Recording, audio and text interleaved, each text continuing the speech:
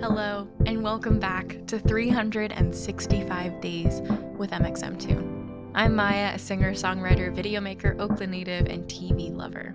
I'm also a huge fan of history. I love untold stories, gross facts, hidden secrets, and anything weird, dark, and funky from the past. Each day, I'm going to be sharing one of my favorite deep cuts with you, so let's take a look at today's stories for our final episode of the year. It's 365 with mxmtoon.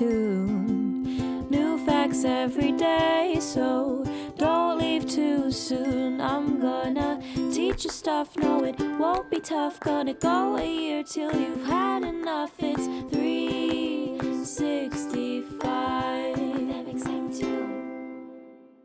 Today, in 1990, Law & Order debuted on NBC. Though it came from relatively humble beginnings, the show ended up becoming one of the longest-running primetime TV dramas in the United States. Let's reverse and find out how.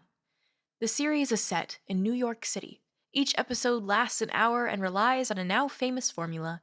In the first half of the episode, the police investigate a crime, and now in the second half focuses on the prosecution. The crimes detailed in the show are often based on real events. Every episode of Law and Order starts with the same statement. In the criminal justice system, the people are represented by two separate yet equally important groups: the police, who investigate the crime, and the district attorneys, who prosecute the offenders. These are their stories. The cast of the show changed over time. Some fan favorite characters in the original series included Detective Lenny Briscoe, Lieutenant Anita Von Buren, DA Jack McCoy, and Detective Mike Logan, played by Chris Noth of Sex and the City fame. The franchise was created by a man named Dick Wolf, who wrote for television shows like Miami Vice and ad copy for advertising agencies before starting the series. He came up with the idea for the series in 1988, and his vision was for an optimistic depiction of the criminal justice system. His first idea was for the name to be Night and Day, but he settled on Law and Order. He wanted the show to educate viewers about legal issues of the present day by using cases based on real-life headlines. Wolf took his idea to the president of Universal Television, Carrie McLuggage. McLuggage pointed out that it seemed similar to a short-lived 60s show called Arrest and Trial.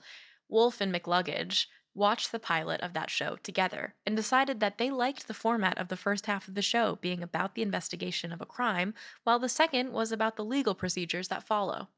CBS ordered the pilot of the show, Everybody's Favorite Bagman, which revolved around corrupt city government workers who were involved with the mob. The network didn't pick up the pilot, but the next year, NBC executives screened the pilot and liked it, though they were worried it would be too intense for viewers to get into every week. A year later, they decided to take the leap and ordered a full season. Shooting the show in New York City was super important to Dick Wolf, but when production for the show began, shooting on location in New York was very uncommon. Unions had rules that made it so films could shoot there but made it more expensive for TV shows. Wolf took matters into his own hands and went to the heads of the unions for a meeting and worked to convince them to let up on the restrictions. The unions agreed to make some concessions, and Wolf was able to shoot the show. It was still expensive to shoot in the city, but worth it for the show's producers. The choice paid off. The streets of New York were a character of their own on the series, and the city benefited too. In only 7 years, the show had paid over $200 million to the city in fees. The original Law & Order lasted 20 seasons and had its finale on May 24th, 2010. The only live-action scripted American primetime series to be on for longer is one of the spin-offs, Special Victims Unit, Law & Order, SVU. On September 20th, 1999, Law & Order SVU premiered. This subset of the show investigates sex-related crimes and stars Mariska Hargitay and Christopher Maloney as Olivia Benson and Elliot Stabler.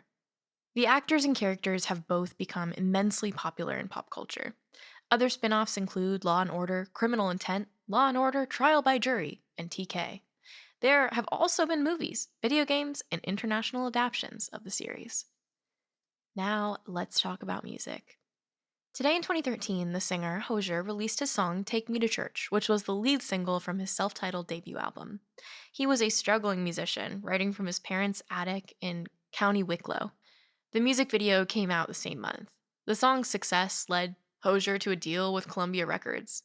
And personally, I also was a huge fan of the song. I remember singing it non-stop.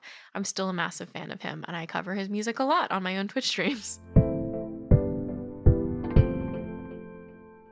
And now for today's final segment, and for the last episode of this year's podcast, I will be going back into my own photo archives to see what I was up to on a September 13th in my life.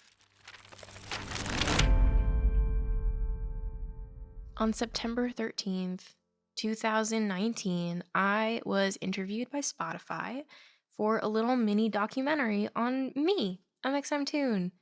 And they made like a short film, basically, like a very tiny little bio on me. And they visited my family and came to Oakland and did a whole shoot and went to my old middle school and met my music teacher that taught me how to play ukulele and everything. And it was very fun and very interesting, very new. I had never had that many people in my own home. They, like, blocked off the whole street that my family lives on, and everybody in my neighborhood was like, "What's going on?" And they eventually found out they were shooting, like, a thing at our home, and we didn't even know. My family was like, "Who blocked off our street and doesn't allow us to park here? This is really stupid. We don't have any way to park." And then we realized it was technically our fault. So that's my memory from a September 13th in my life. Thank you all so much for going back in time with me all year. It's been a blast from the past. This podcast was one of the most daunting projects I think I've ever attempted to do in my time so far in music, and was also really fun to be able to go back and explore different stories of things that I might not necessarily get to learn about or teach about in any other format beyond something like a podcast has been an absolute pleasure. I have so many things to I've learned so much from being a part of this project and am so thankful to everybody who's taken the time out of their days to listen to different stories on 365 days, and to everybody who also offered to be on this podcast, every musical guest who's come and joined me. It's been a real pleasure to be able to do something like this, and I can't believe that we did it, guys. We made a year-long podcast with daily episodes and taught about history and taught about music and talked to some really cool people along the way. So, again, thank you so much for joining me. I hope you learned something, heard something you liked, or were inspired to be curious about a new subject you might not have ever thought about before. Thank you for listening to my untold stories, gross facts, hidden secrets, and anything weird, dark, and funky from the past. It's 365 with mxmtoon. New facts every day, so don't leave too soon. I'm gonna teach you stuff, no it won't be tough. Gonna go a year till you've had enough. It's 365.